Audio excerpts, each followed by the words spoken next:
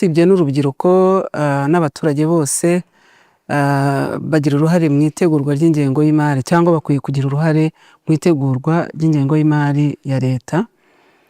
Tumaze imyaka itari mike igihugu cyacu nyuma ya jenoside yakorewe abatutsi turi igihugu kigendera ku igenamigambi, gikora ibyo gikora byose dufite icyerekezo duhabwa n'umukuru w'igihugu nyakubahwa Perezida Paul Kagame, tukagira vision nini igihugu gifite, hanyuma bijyanye n'icyo cyerekezo dushaka kuganaho tugakora igenamigambi ndetse n'ingengo y'imari ijyanye n'igenamigambi kugira ngo koko dukomeze gushyira umuturage ku isonga. Ngira ngo muzi ko twese ariho tuganisha ko duteza imbere umuturage.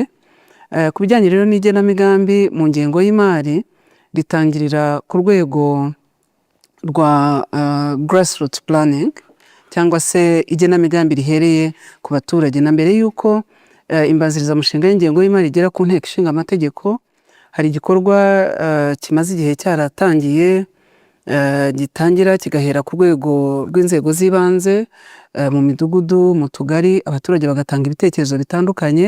Aho ngaho twibaza ko n'urubyiruko ruba ruhari rwitabira binyuze muri forums zitandukanye mubamo. Iyo planning rero iyo imaze gukorwa bya bitekerezo byose bikagenda bishungurwa, birumvikana ibyifuzo by'abaturage biba ari byinshi.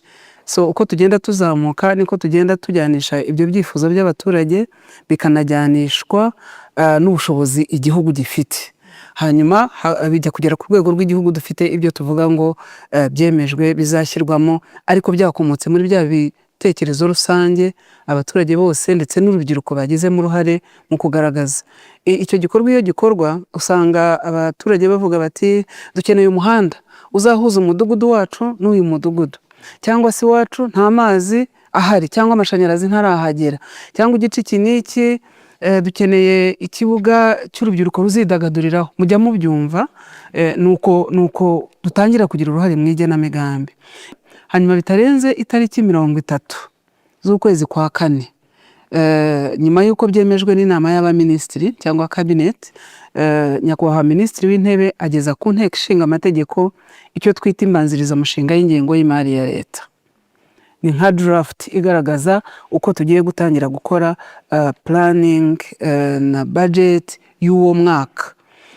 Iyo mbanzirizamushinga rero iyo igeze mu nteko, minisitiri w'imari n'igenamigambi araza akayisoma officially imbere y'abadepite n'abasenateri muri session twahuriyemo twese.